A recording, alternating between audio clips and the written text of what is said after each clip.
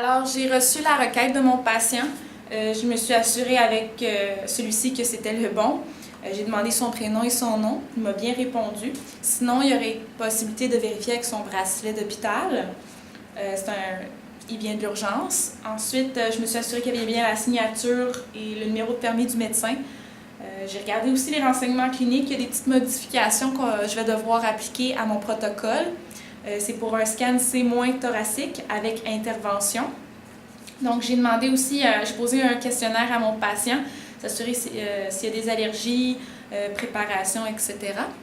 Ensuite, j'ai vérifié son bilan sanguin, pas son TFG, ça c'est pas nécessaire pour un scan C-, mais j'ai vérifié par exemple pour son bilan sanguin concernant les plaquettes par exemple et son taux de coagulation.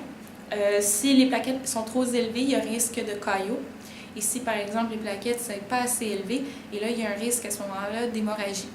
Donc, les deux ne sont pas souhaitables pour l'examen. Mais tout est beau, mon patient est parfait. Alors, je vais ensuite commencer ma requête, ouvrir ma requête, et on va aller par la suite placer le patient. Donc, c'est ça.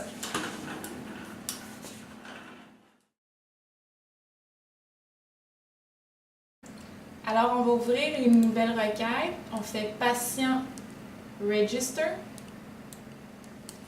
Ensuite, on rentre les informations en gras.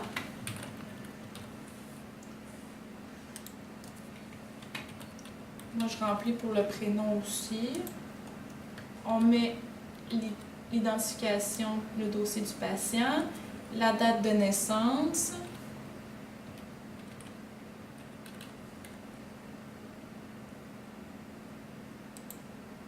le sexe, et l'âge va apparaître suite à la date de naissance.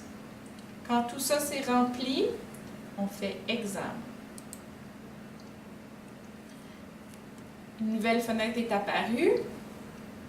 On regarde notre patient, comment le positionner. Nous, on a mis les pieds en premier.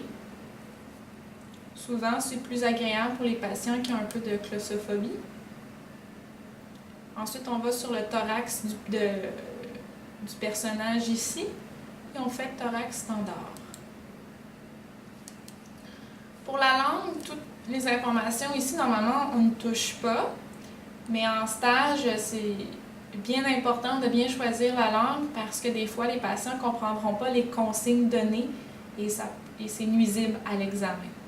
Donc, on va le faire en français.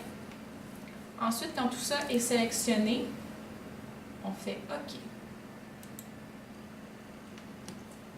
Alors, là maintenant, on doit rentrer les informations pour notre topogramme avant de placer notre patient. C'est si souhaité. Sinon, on peut placer notre patient avant de faire les informations du topogramme, il n'y a pas de problème. Fait que moi, j'ouvre mon Cardex, mon protocole, et j'ai scan thoracique, c'est moi. C'est bien 35 MA, 110 kV, parfait. Topogramme length 512, les coupes de 0,6 mm, top, bien important. Ensuite, nous, c'est crânio-caudal, parce qu'on veut partir de la tête aux pieds. Alors, le scan, on n'a rien à toucher non plus, auto-tasking non plus, c'est vraiment dans routine. Fait qu'avant de faire load, je vais aller placer mon patient.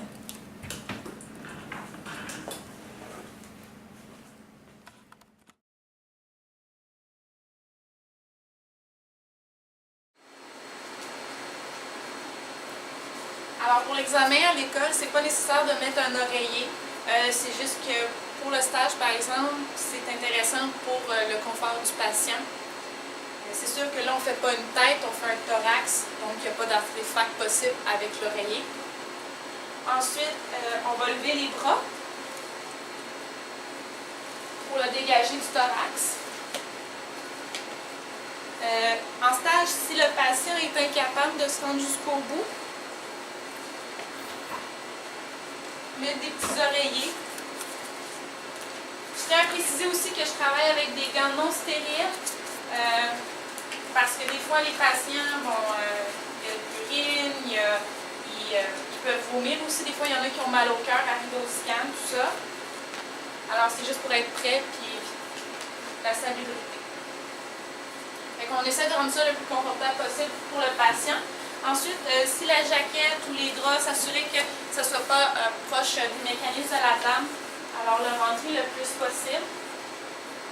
Ensuite, on prévient notre patient, on va vous rentrer dans le tube, madame. On la rentre.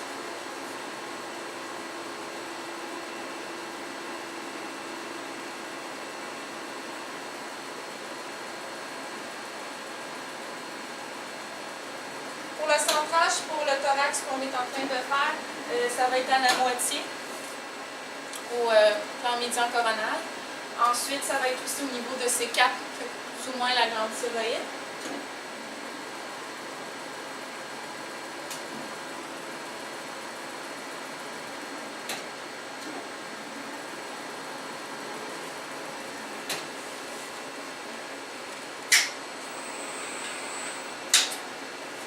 Moi, j'aime mieux vérifier mon centrage pour le thorax ici.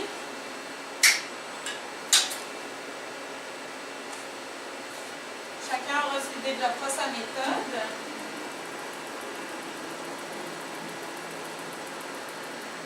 C'est sûr qu'on se soit assuré que notre PMS est bien droit par rapport à la table aussi. OK, alors on peut prévenir aussi notre patient, parce qu'il y en a qui sont inquiets de rentrer leur tête complètement dans le tube, et c'est le maximum qu'ils vont rentrer, puisqu'on va vers le bas. Ensuite, on lui précise que ça va prendre environ plus ou moins 5 minutes pour l'examen avant l'intervention, et que si elle est bien confortable, que ça va être important de ne pas bouger, puis de suivre les consignes par rapport à la respiration pour avoir des belles images. Ensuite aussi qu'on est de l'autre côté de la vitre et que s'il y a quoi que ce soit, il y a un micro et qu'on l'entend. Alors ne bougez pas, c'est bien important.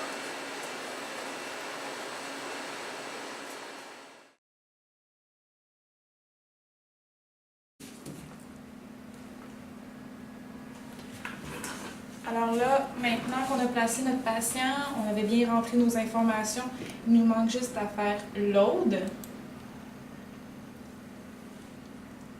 Ensuite, start. Et ça va être important, c'est nous qui décidons quand est-ce que le scan arrête. Donc, est aux affûts. Pour ce mannequin-ci, je vais arrêter à L1 parce que les coupoles descendent vraiment bas, mais avec un patient d'ordinaire, c'est vraiment jusqu'aux coupoles. Ou selon ce que le docteur veut, bien entendu. Prenez un grand souffle et gardez-le.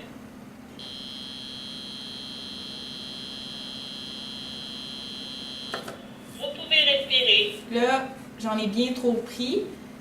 Mais une chance, c'est le topogramme, donc je vais pouvoir réajuster. On veut les sommets aux coupoles. J'en prends un peu plus en raison du mannequin. C'est sûr qu'avec un patient, on essaie d'avoir le moins de doses possible. Il ne faut pas couper non plus.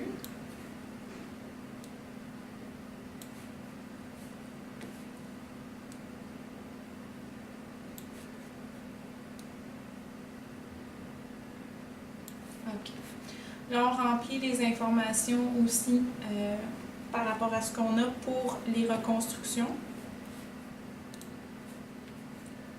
Alors moi, la première reconstruction pour le médiastin. Crâniocaudal. On a toujours crâniocaudal.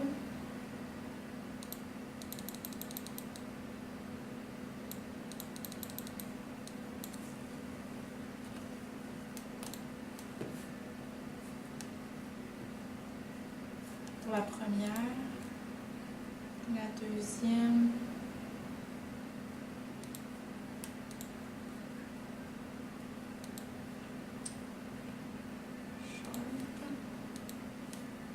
longue, super. Pour la routine aussi, on peut checker, voir si tout est bien conforme, il n'y avait pas de modification. Par exemple, mon médecin peut changer le délai, ça peut être 3 secondes, 4 ou 5, ça dépend. Mais pour tout ça, c'est beau. Le scan aussi. Le nous, c'est crâniocaudal. Le pitch est de 1. Les coupes sont de 4. MAS. Ça, c'est bon tout ça parce qu'il y a eu Ça a été calculé par le scan. On va faire load.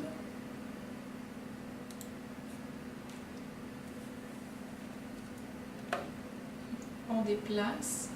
Et là, c'est bien important de ne pas oublier de mettre le cache bismuth pour la dose au patient.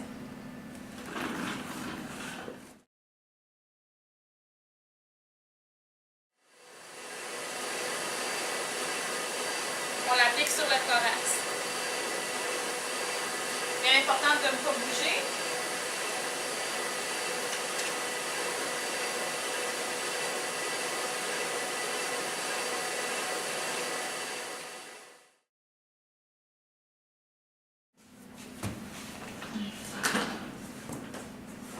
Start. Prenez un grand souffle et gardez-le.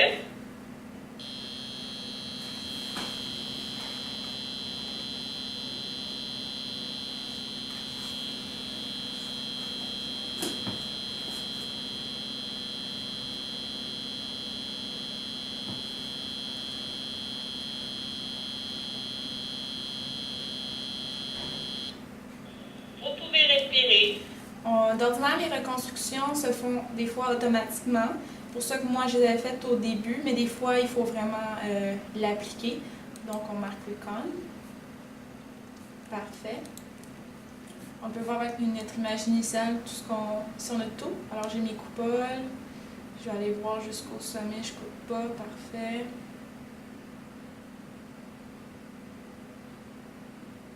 Parfait. Alors, mes sommets n'ont pas été coupés. Et là, le radiologiste veut que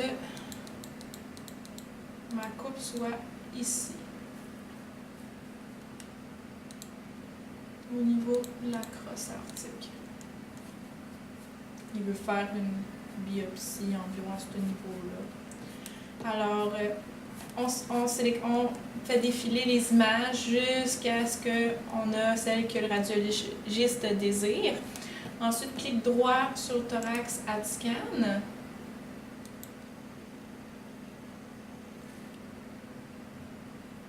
Ensuite, on fait Move. Oups, non. Il faut déplacer la petite boîte mauve. Pour la petite boîte mauve, c'est important de vérifier pour le slice. Nous, on veut une image. Délai. Parfait. On fait load. Move. Pourquoi le slice, on le fait le plus petit possible? Parce qu'on veut vraiment quelque chose de précis. Tout est bien conforme. Slice. 1.2. Scan. Image. Ordinaire, ça devrait être 1. On va le faire comme ça. Et on fait Prenez start. un grand souffle et gardez-le. Vous pouvez respirer. Excellent. Alors là, on peut faire.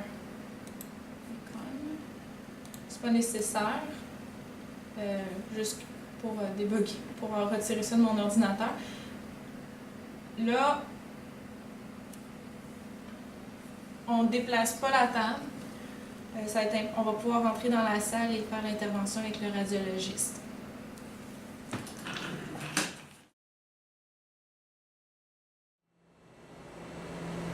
Alors maintenant, nous sommes rendus à l'étape du marquage.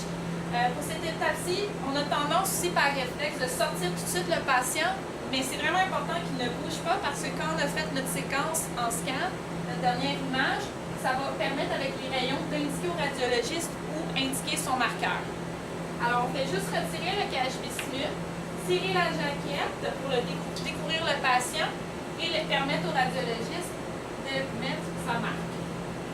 Une fois que ça c'est fait, là on peut sortir notre patient de la table, du tube.